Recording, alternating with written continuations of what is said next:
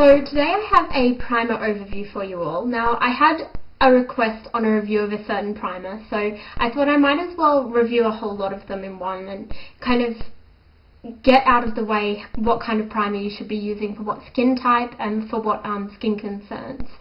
So the main idea of a primer is that you put it under your foundation to stop the makeup absorbing into your face and to also stop any wearing off of makeup, to stop excess oil production and getting shiny during the day.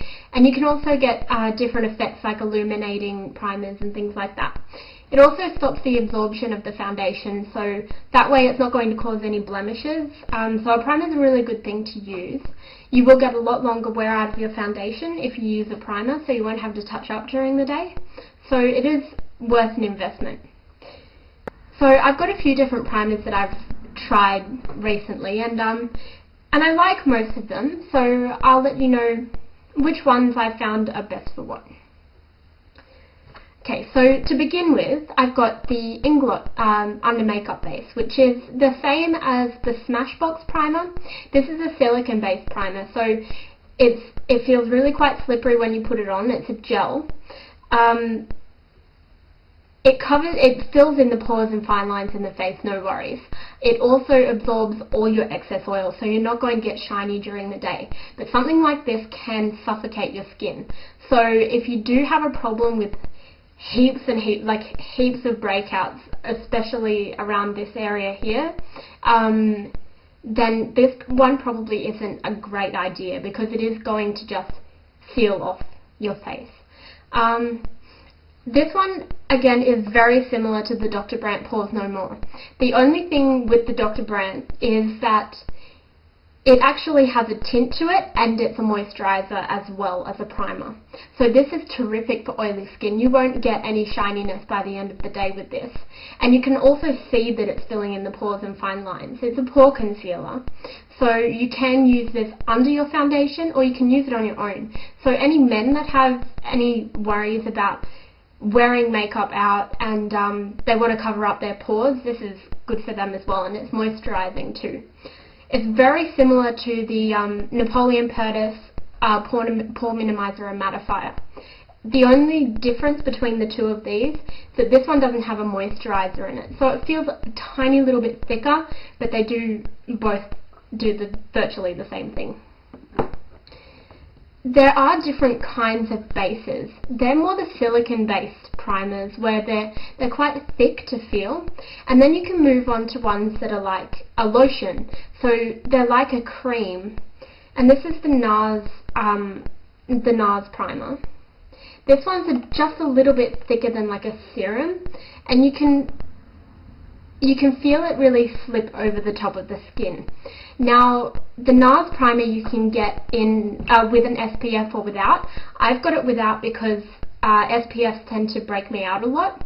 But this one I find is great for people who have drier skin because it is a lotion. It's not going to fill in the pores as much as a silicone-based primer, but it is going to stop any absorption of the foundation into the skin because this is sealing the hydration in. It's also adding extra hydration. This one is great if you have those flaky spots because the makeup won't stand out on top of them as much. One like this also is just generally better for dry skin. If you have oily skin, it's not going to do as much for you because what you want to do is cover up that shininess by the end of the day, and this one you will get a little bit shiny.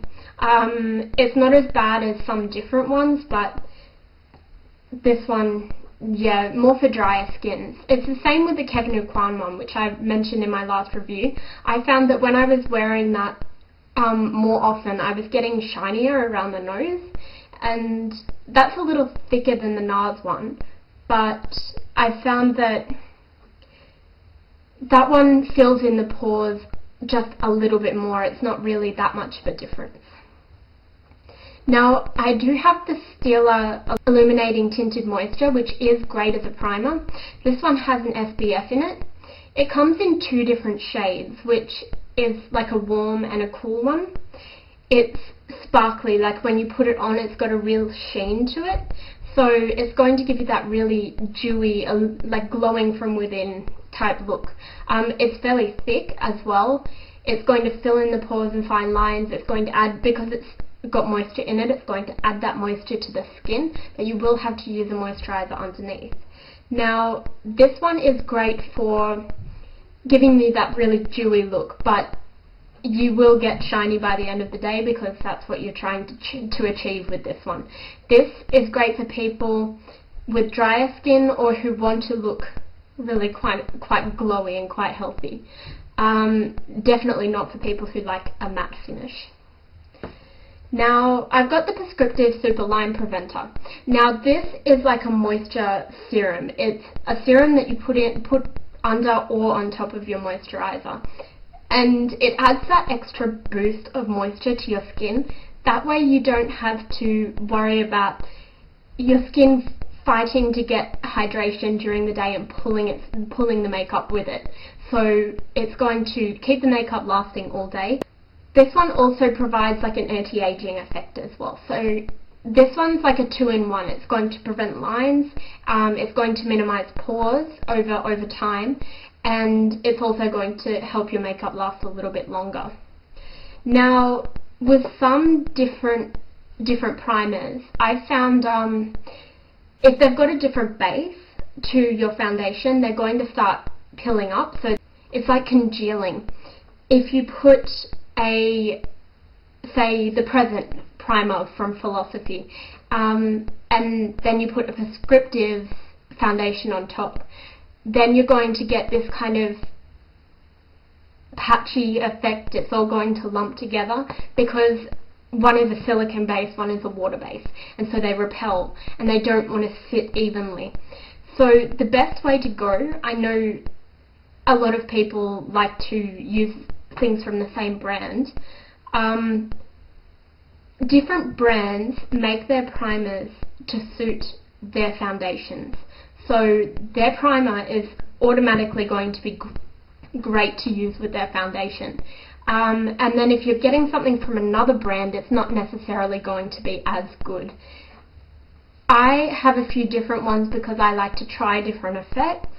I like to have more of a matte look, but if I'm using something for a couple of hours, say for photos or something like that, I might want something more illuminating.